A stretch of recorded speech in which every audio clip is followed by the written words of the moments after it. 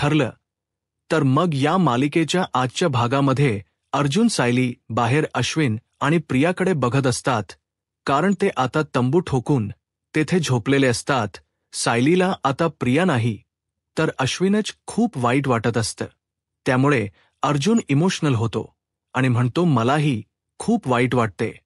अश्विनचं पण कसं आहे ना या खड्ड्यात ना, तो अगदी स्वतःहून पडलाय. आपण सगळेच जण त्याला सांगत होतो, परंतु नाहीच. स्वतःचे डोळे कान आणि मेंदू बंद करून तो तिच्या पाठीमागे पळालाय आणि जोपर्यंत तो एका मोठ्या खड्ड्यात पडणार नाही ना तोपर्यंत त्याला अक्कल सुद्धा येणार नाही. तेव्हा सायली मग विचारते, खड्ड्यात पडल्यानंतर मग आपण काय फक्त बघत राहायचं का? तेव्हा अर्जुन म्हणतो, बायको, आतापर्यंत आपण त्याला थांबवण्याचे काही कमी प्रयत्न केलेत का? आपलं कधी काही ऐकून घेतलंय का त्याने?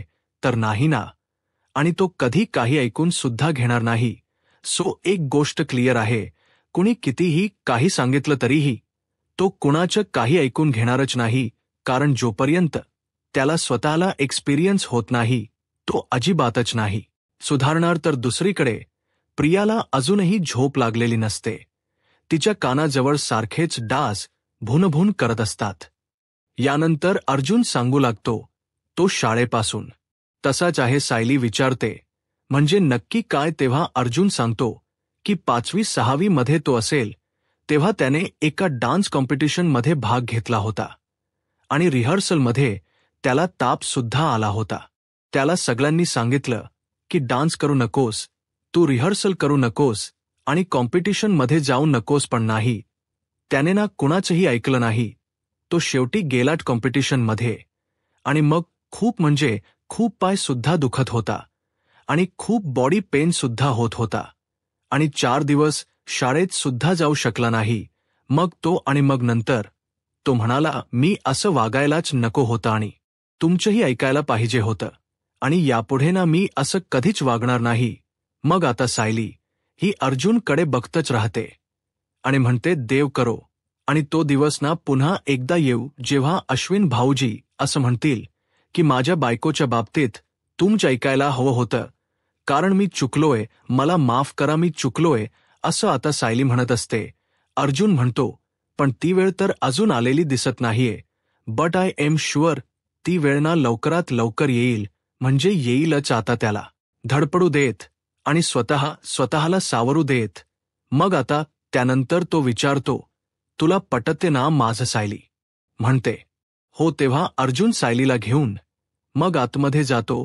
दुसरीकडे नागराज सुमनचा हात हातात घेतो आणि म्हणतो की तेच करायचे सुमन, तुला तेच करायचंय. तुला जे कळलं ना ते कुणापर्यंतही सांगायचं नाही, कुणालाही काही कळू द्यायचं नाही. तेव्हा सुमन धक्क्यानेच म्हणते, अहो, मी तर आपला संसार सावरण्याचा प्रयत्न करते आणि तुम्ही हे काय बोलता ताय? आणि हे सगळं जर भाऊजींना समजलं तर त्यांना काय वाटेल? मग आता तो विचारतो, दादाला कळेलच. कसं कळेल सांग बरं? तू सांगितलं तरच समजेल ना, आणि दादाला असं अचानक तरी कुठून समजणार आहे? नाही. मग आता सुमन तरीही हिम्मत करते आणि म्हणते, तशीही वेळ आली तर मग मी असं बोलून आता ती पुढे सांगणार असते की रविराज भाऊजींना सगळं काही सांगणार, पण ते बोलायच्या आतच नागराज म्हणतो, तुझ्या दादाच्या मुलीचं नाव काय? त्या पूर्वा आहे त्या मुलीचं नाव. ती दिल्लीला राहते ना आजकाल आणि तिथे नोकरी करते. जिथे राहते तिथपासून नोकरीच ठिकाण खूप लांब आहे आणि तेथे तू सुद्धा ती एकटी एजा करत असते. मग आता असं म्हटल्याबरोबरच सुमन खूप घाबरते, कारण हा नागराज ना तिला ब्लॅकमेल करत असतो की तुझ्या भावाच्या मुलीचा काहीही गेम होऊ शकतो. आणि नंतर सांगतो की हे बघ, दिवस ना खूप वाईट आहेत सुमन, आणि मला सांग, उद्या जर त्या पूर्वाला काही झालं तर तुझ्या दादा वहिनीच हर्ट तर फेल होईल ना, एकदम जीवानिशीत जातील ते. असं म्हणून तो तिला खूपच घाबरवतो. पण तू जर तोंड उचकटलं नाहीस तर मग तुझ्या जवळच्या कुणालाही काही होणार नाही. मग आता तो तिचा हात जोरातच दाबतो आणि विचारतो, काय सांगशील दादाला? सांगशील दादाला? असं म्हणून तो तिला अक्षरशः ब्लॅकमेल करत असतो. तर सुमन नागराजच्या या ब्लॅकमेलिंगला खूप घाबरलेली असते. तिला काय करावं हे देखील सुचत नसतं. तर दुसरीकडे सायली आणि अर्जुन दोघेही रूममध्ये येतात. तर सायली अजूनही विचार करत असते. तर आता ती मनातच म्हणत असते की कसं आहे ना प्रिया त्या दगडधोंड्यातच ब्री, पण तिच्यामुळे ना अजिबात अश्विन भाऊजींना काही त्रास व्हायला नको. तेव्हा हा विचार करत असताना अर्जुन म्हणतो, मॅडम हे पूर्णपणे चुकीचं आहे. हा तेव्हा सायली अर्जुनकडे बघतच राहते. तेव्हा अर्जुन म्हणतो, नाही म्हणजे घरच्या सीईओची ऑर्डर तुम्ही अजिबात फॉलो करत नाही. कारण आमची सीईओ जी आहे ती काय म्हणाली की तन्वीचा विचार अजिबात करायचा नाही. मग अर्जुन लगेचच विचारतो, तू तन्वीचा विचार करतीयस ना? आता हे बरं आहे. हा सायली तुझं कारण घरी तू सगळ्यांना सांगितलंस की ती प्रिया कशीही वागली तरीही तिच्या वागण्याचा त्रास करून अजिबात घ्यायचा नाही. पण तू स्वतः आता काय करतीयस सांग बरं. तेव्हा सायली विचारते, मला सांगा आता माझ्या मनातलं सुद्धा तुम्हाला ऐकू येतं का हो? तेव्हा अर्जुन म्हणतो, हो येत ऐकू. तेव्हा सायली म्हणते, ठीक आहे नाही करणार आता मी तिचा विचार. त्यानंतर तर सायली म्हणते, हे पहा आपण आता लवकर झोपूयात. तुम्ही हे सगळं आवरून ठेवा. अर्जुन ठीक आहे असं म्हणतो. तर सायली आता अंथरून घेत असते. तेवढ्यातच अर्जुनला चैतन्याचा फोन येतो. मग अर्जुन विचारतो, अरे फायनली तू फोन केलास, कुठे होता इतका वेळ? तेव्हा चैतन्य म्हणतो, अरे सायलेंटवर फोन होता, मी आत्ताशी पाहिली तुझी मिस्ड कॉल, मग लगेच कॉल रिटर्न केला. अर्जुन म्हणतो, ठीक आहे पण त्या स्केच आर्टिस्ट काय झालं रे, तो येणार आहे की नाही? तेव्हा चैतन्य म्हणतो, हो तो उद्या येणार आहे तुला भेटायला. तेव्हा अर्जुन म्हणतो, ग्रेट, बरं मी तुला उद्या ब्रीफ देतो चालेल ना? तेव्हा ठीक आहे असं चैतन्य म्हणतो. मग दोघेही फोन ठेवतात. अर्जुन सगळं काही व्यवस्थित आवरून ठेवत असतो. तेव्हा त्याला सायलीच ते आय कार्ड सापडतं. मग आता ते सायली पासून लपवायचंच असतं. त्यामुळे तो आता एकदम शांतपणे त्या आयडी कार्डकडे बघू लागतो. मग आता तो मनातच त्या आयडीकडे पाहत विचार करतो, या आयडीवर तर सायलीचा चेहरा अजिबात स्पष्टपणे दिसत नाहीये, परंतु जेवढा दिसतोय त्यावरून एखाद्या प्रोफेशनल आर्टिस्टला एखाद्या लहानपणीच स्केच नक्कीच काढता येईल. आता एनिवेज एखादा स्केच आर्टिस्ट उद्या येतोच आहे, तर त्याला विचारूनच बघतो. त्यानंतर सायली तेथे येते आणि विचारते, काय हो झाला का फोन? अर्जुन म्हणतो, हो झाला की झाला ना? मग आता सायली म्हणते, ते चैतन्य भाऊजी तिकडे गाढ झोपले, पण तुम्ही पण झोपा की आता? अर्जुन हसतो आणि म्हणतो, हो हो झोपतो की झोपतो हा. त्यानंतर अर्जुन सुद्धा झोपतो आणि मग दुसरा दिवस उजाडतो. सायली आता आंघोळ वगैरे करून लगेचच आपली पूजेची थाळी घेऊन बाहेर येते. तिला आता तुळशीच पूजा करायची असते. आणि मग त्यानंतर ती समोर पाहते तर अश्विन हा उठलेला असतो. प्रिया मात्र ढाराढोर झोपलेली असते. पण सायली तिच्याकडे जरा दुर्लक्ष करत आपली पूजा अगोदर आटोपून घेते आणि म्हणते की अश्विन भाऊजी उठले, पण दुसऱ्यांच्या झोपा मोडून उडवून हिला बर गाढ झोप लागलीय. मग आता सायली म्हणते, आई तू इथे दाराशी आहे ना, म्हणून या औत्सेला मी दूर ठेवू शकते. मला सांग किती कम नशिबी मुलगी आहे ती, कारण या घरातील सगळं यांनी तिला एवढा जीव लावला, पण हिला काय त्याची अजिबात किंमत नाही. आणि तिने जे जे केलं ना त्याचीची कधी तिला माफी सुद्धा मिळणार नाही. आणि कदाचित देवालाच वाटलं असेल की तुरुंगात तिला शिक्षा पुरेसी मिळाली नाही. ही ज्यांची अपराधी आहे त्यांच्या हातूनच तिचा न्याय व्हायला हवा, आणि म्हणूनच कदाचित इथे आणलंय तिला असं म्हणून ती आता प्रियाकडे बघते. त्यानंतर सायली आता तुळशीच्या पाया पडते आणि लगेचच तिच्या डोक्यात काहीतरी कल्पना येते. मग ती जोरातोरात आता घंटी वाजवू लागते आणि या देवी सर्व भूतेषु हे भजन आता म्हणू लागते आणि जोराजोरात ती सुद्धा वाजवू लागते, जेणेकरून आता प्रिया लगेचच उठेल, तिची झोपमोड होईल. मग त्यानंतर प्रियासारखी आपली कूस बदलत असते, कारण सायलीचा मोठ्याने आवाज येत असतो. मग आता प्रिया लगेचच ताडकन उठते आणि त्यानंतर म्हणते, सायली कळतं की नाही कशाला जोरा वाजवतीये, अगं इथे झोपमोड झाली की नाही, इथे माझी झोपमोड केलीस ना. तेव्हा सायली म्हणते, तुझी झोपमोड जर होत असेल ना, तुझे कान ना अगोदर बंद करून घे, मी आपली इथेच पूजा करणार. तेव्हा प्रिया तिच्यावर ओरडते, अग पूजाच करायची आहे ना, मग आतमध्ये जाऊन कर ना, देवघर आतमध्ये आहे ना, तिकडेच जान कर. तेव्हा सायली म्हणते, पण मी रोज पहाटे इथे तुळशीजवळच पूजा करते हो, पण ते तुला तरी कसं माहीत असणार, कारण लग्नानंतरचे काही दिवस तू फक्त पहाट बघितलीस ना, कारण सडा रांगोळी अशी खूप नाट करत होतीस ना तू तेव्हा. आणि आता जर तुला माझ्या आवाजाचा त्रास होत असेल ना, तर काय करायचं ना ते तू तुझं बघून घे. असं म्हणून सायली पूजा आटोपून लगेचच आपली तेथून निघते.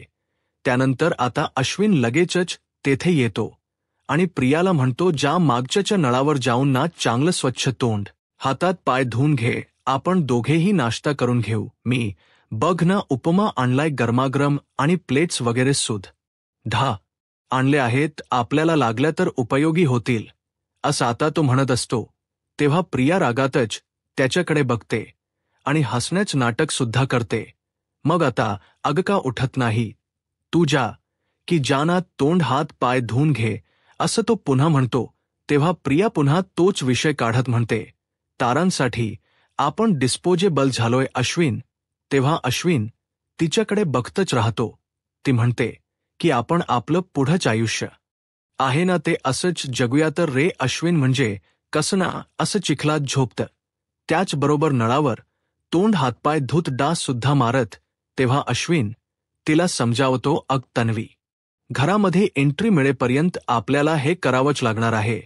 तेव्हा रागातच प्रिया ओरडते आणि विचारते, कधी मिळणार आहे, पण घरामध्ये एंट्री मी मेल्यावर का. अरे अश्विन, तुला अगोदरच माहिती आहे ना माझी तब्येत किती नाजूक आहे, ते मला नाही झेपते रे हे सगळं. आता मला सांग, मला अचानक चक्कर आली तर रात्रीतूनच माझा बीपी लो झाला तर, अरे असं काही झालं तर तू सुद्धा मला नाही वाचू शकणार रे.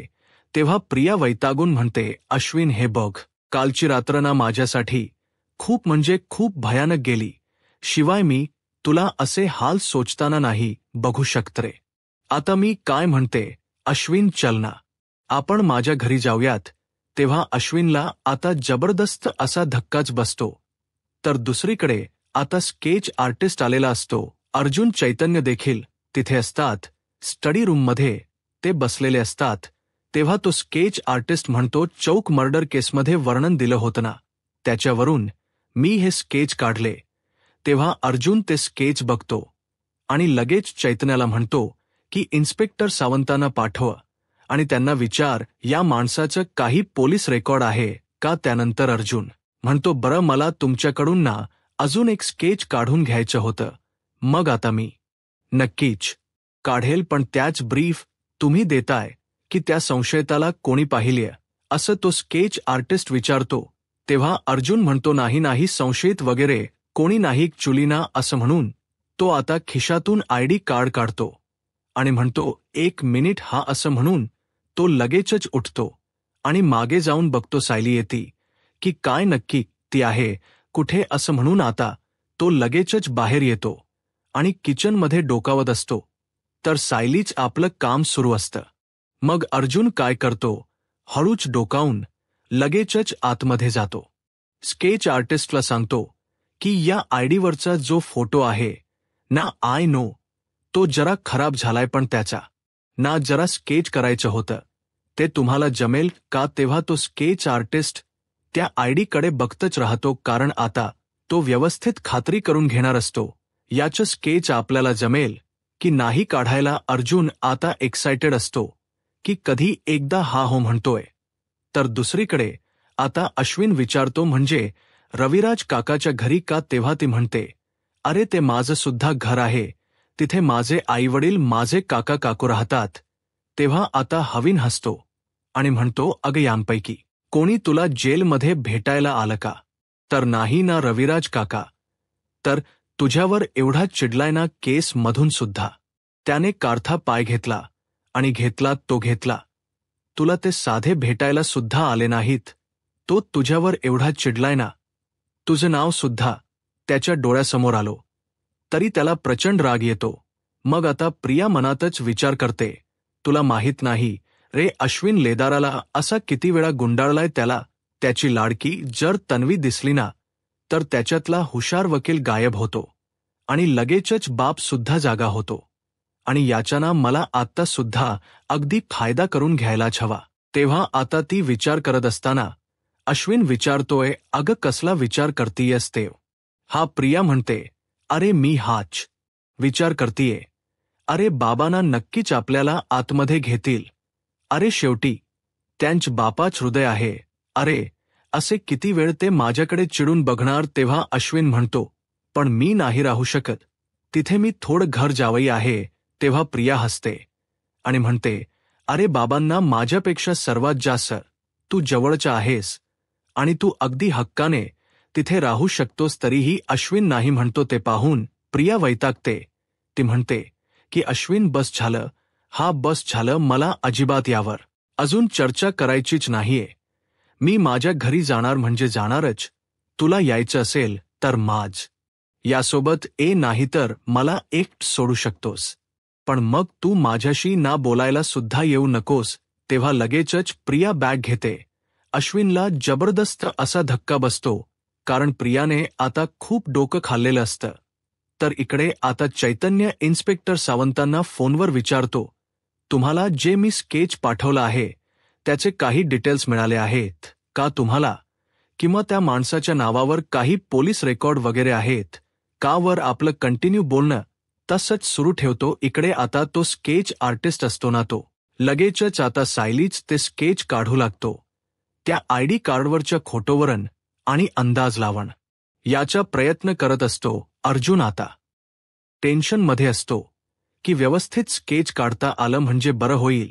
इकडे सायली आता या तिघांसाठी कॉफी घेऊन येतच असते, पण अर्जुनच तिच्याकडे लक्षच नसतं.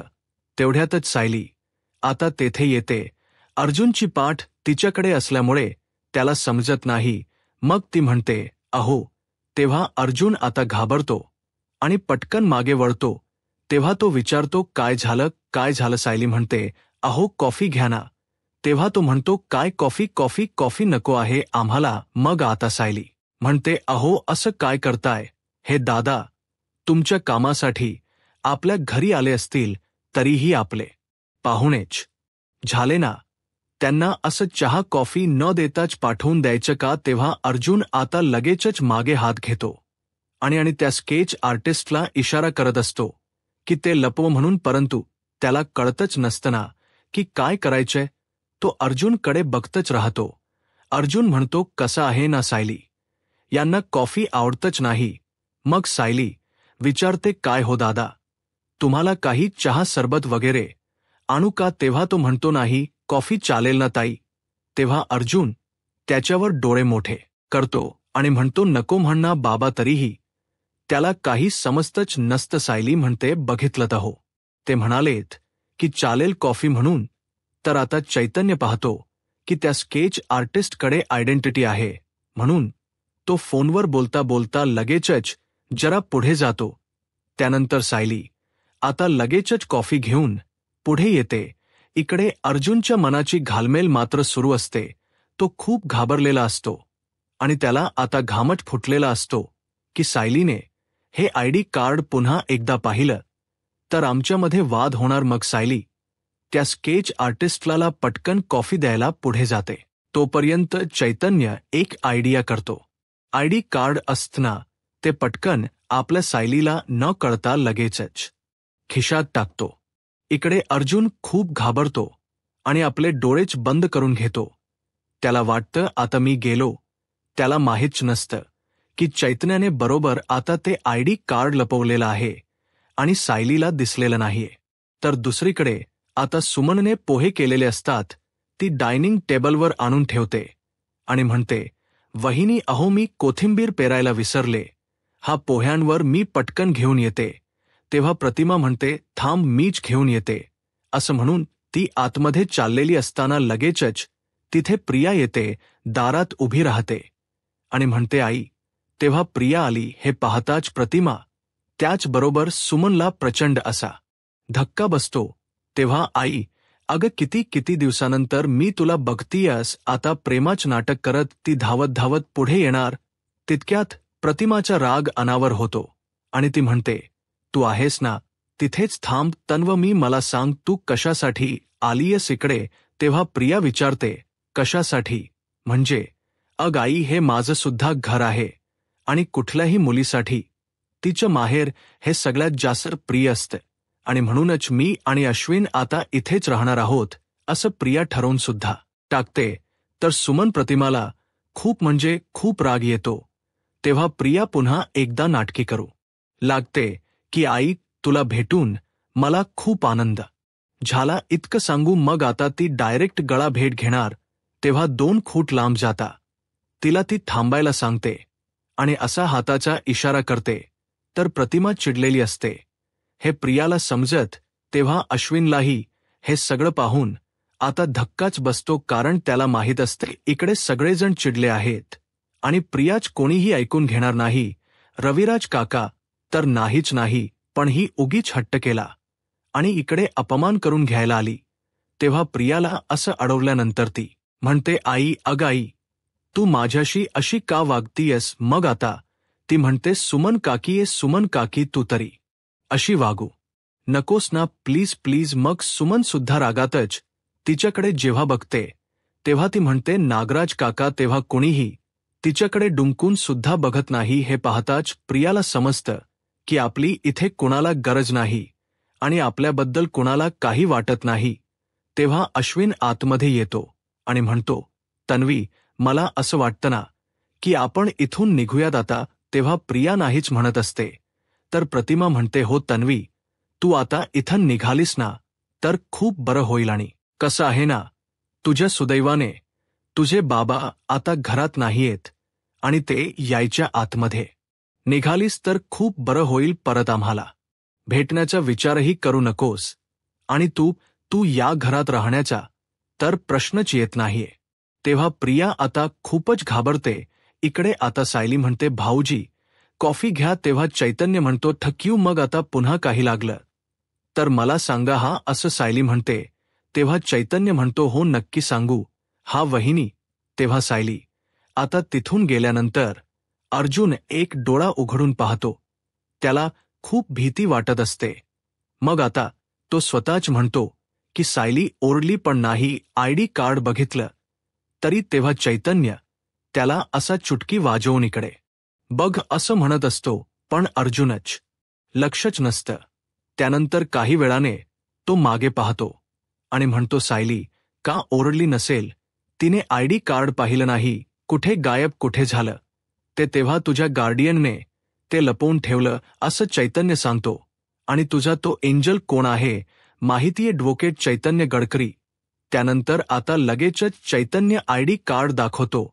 तेव्हा अर्जुन म्हणतो, बरं झालं तू मला खूप मोठ्या संकटातून वाचवलंस. असं म्हणून तो आयडी कार्ड घेत स्केच आर्टिस्टकडे देतो आणि म्हणतो, बघा ना जमतंय का याच्यावरचा स्केच काढायला?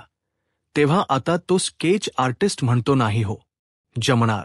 तो फोटो ऑलरेडी किती खराब झालाय आणि असा पेपरवर चिटकवलेल्या फोटोवरून नाही समजणार काढायला, कारण व्यवस्थित चेहराच दिसत नाही ना. I am really very sorry sir, मी नाही काढू शकत स्केच. असं तो जेव्हा म्हणतो तेव्हा अर्जुनचा चेहराच पडतो आणि म्हणतो की इट्स ओके. तर अर्जुन त्या आयडी कार्डकडे आता पाहतच राहतो. तो कारण त्याची एकच आशा असते की एकदा का हे स्केच मिळालं तर सगळ्या गोष्टींचा पुढे तपास करता येईल. परंतु हेच नाही मिळालं तर होणार कसं? तर आता मित्रांनो, पुढील भागामध्ये प्रियाला कोणीही घरात घेत नसतं, म्हणून प्रिया काय करते तर पेट्रोलच अंगावर ओतून घेते घरासमोर. तेव्हा अश्विन अगदी प्रतिमाच्या हातापाया पडत म्हणतो की हे बघ प्रतिमा, आत्या मी तुझ्या हातापाया पडतो, तू प्लीज हे सगळं थांबव प्रतिमा. आत्या तर प्रतिमा आता रडत असते, पण प्रतिमाला हे सहनच होत नसतं. प्रियाने आता काडीपेटी पेटवलेली असते तर आता प्रतिमा नाही असं मोठ्याने ओरडत असते. पण भामटी प्रिया काही ऐकतच नसते. शेवटी नाटक करत ती आता तिथे काडी टाकते आणि लगेचच सगळीकडे आता आग लागते. तर दुसरीकडे अर्जुन आता प्रियाच्या रूममध्ये जाऊन ते गाठवड शोधण्याचा प्रयत्न करत असतो. यानंतर सायली नेमकी अर्जुनसाठी कॉफी घेऊन जाते, पण तो रूममध्ये नसतो म्हणून आता सायली लगेचच त्याला फोन करते. इकडे अर्जुन मात्र प्रियाचा प्रत्येक रूमच्या कोपरा चाळू लागतो की तिने ते गाठोड नक्की कुठे ठेवलं असेल, पण एकच ड्रॉवर लॉक असल्यामुळे त्याला संशय येतो आणि तो लगेचच चाव्या शोधू लागतो. त्याला ती चावी सुद्धा सापडते, पण सायली नेमकी तेथे जाते. यूट्यूब चॅनलला सबस्क्राईब करा आणि व्हिडिओ लाईक करा. धन्यवाद.